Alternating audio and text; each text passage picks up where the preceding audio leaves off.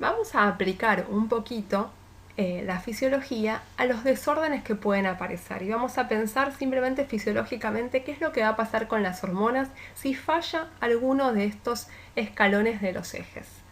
Entonces, veamos, si lo que falla es, o sea, tenemos una hipofunción del hipotálamo, por ejemplo, ya sea por un tumor, por un acto de una cirugía, por un traumatismo, por radioterapia, por la razón que sea, hay una falla a nivel hipotalámico. Recuerden que esta falla es de qué nivel terciario, ¿sí? Si teníamos una falla a nivel de la glándula periférica, era una alteración primaria. Si la falla estaba a nivel hipofisaria, era una alteración secundaria. Y si la falla estaba a nivel del hipotálamo, es una falla terciaria. O sea que ya tenemos una patología terciaria donde está fallando el hipotálamo. Como consecuencia de esto, disminuyen las hormonas hipotalámicas y como consecuencia de esto, también las hipofisarias y también disminuyen las de la glándula periférica. O sea que hay una disminución de todas las hormonas, ¿sí? Otro ejemplo podría ser si falla a nivel hipofisario.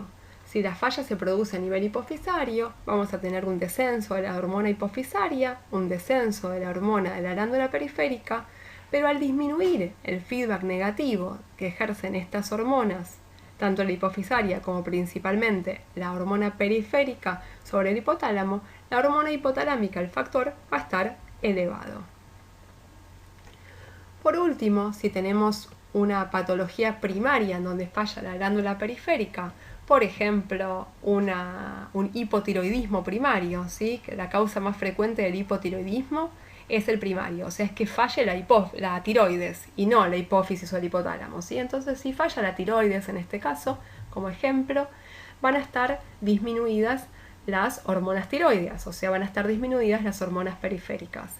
Al estar disminuidas las hormonas periféricas, va a disminuir el feedback negativo que hacen sobre hipotálamo e hipófisis.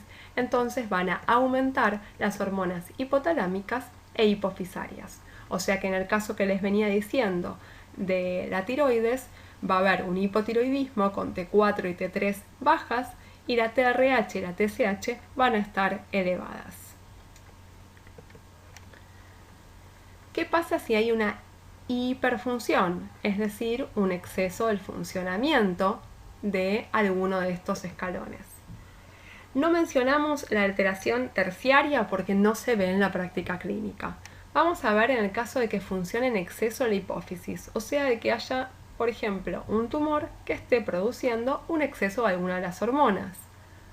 Por ejemplo, un tumor productor de ACTH, ¿sí? Como darles un ejemplo. Como consecuencia de esto, esto va a impactar en la glándula periférica produciendo mayor producción hormonal. En el caso que les decía, mayor producción de cortisol. ¿De qué caso les estoy hablando? Del caso de una enfermedad de Cushing, en el cual tenemos un adenoma hipofisario productor de ACTH y los niveles de ACTH están elevados y así también los niveles de cortisol.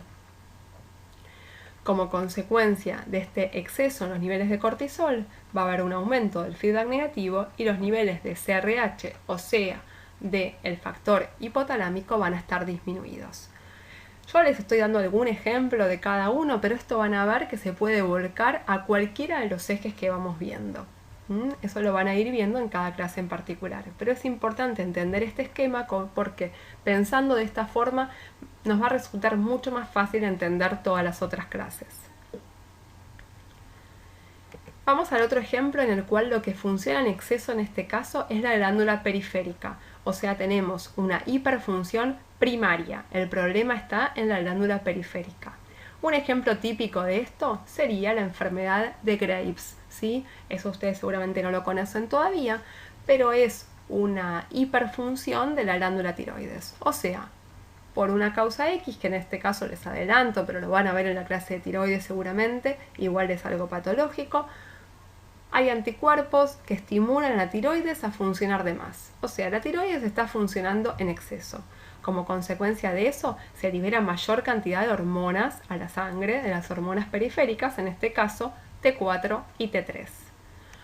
Como consecuencia de eso, disminuyen los factores hipotalámicos y la hormona hipofisaria, o sea, por el exceso del feedback negativo. Entonces, en el caso del eje tiroideo tendríamos T4 y T3 elevadas con TRH disminuida y TSH disminuida. Acá vamos a ver cómo hacemos para evaluar los distintos ejes, ¿sí? O sea, cómo se hace en la práctica clínica para evaluar el funcionamiento de los ejes endocrinos. Para eso contamos con pruebas basales que consisten en el dosaje de las distintas hormonas por medio de diferentes técnicas de laboratorio. Ustedes las van a ver mejor en las clases de bioquímica, que consisten en las técnicas de Lisa, Irma, Ría. A través de distintos métodos de laboratorio yo puedo medir en sangre la cantidad de hormonas circulante. Dije en sangre, pero también puede ser, por ejemplo, en orina o en distintas secreciones. Otro tipo de evaluación se puede hacer a través de pruebas dinámicas. Las pruebas dinámicas pueden ser estimulatorias o inhibitorias, y lo que consisten es en dosar la cantidad de hormona modificando la actividad de los ejes. Esto ahora suena medio complicado, pero lo vamos a ir viendo en cada clase. Algunos ejemplos. Un ejemplo puede ser de una prueba estimulatoria. Yo puedo sacarle sangre a un paciente, medir la cantidad que tiene de TSH en sangre, ¿sí? De tirotrofina. Después le inyecto TRH, ¿sí? Y a los 30 minutos le vuelvo a sacar sangre al paciente y mido la cantidad de TSH. O sea, evalúo cómo responde su hipófisis a la inyección de TRH, que es el factor estimulatorio. ¿Eso para qué me sirve? Me sirve en algunos casos particulares en que con las pruebas basales no me alcanza para llegar a un diagnóstico, y lo vamos a ir viendo en cada clase en particular. Pruebas inhibitorias, un ejemplo podría ser, vamos a ver en la clase de hormona de crecimiento, que una de las acciones que tiene la somatotrofina es generar hiperglucemia, es una hormona hiperglucemiante. Entonces, la hiperglucemia, o sea, el aumento de la glucosa, lo que hace sobre la secreción hormonal de la hormona de crecimiento es inhibirla, ¿sí? La hiperglucemia inhibe a la GH, a la hormona de crecimiento. Entonces yo puedo sacarle sangre a un paciente en forma basal, o sea, en una prueba basal para medir hormona de crecimiento, después hacerlo tomar un vaso de agua azucarada, ¿sí?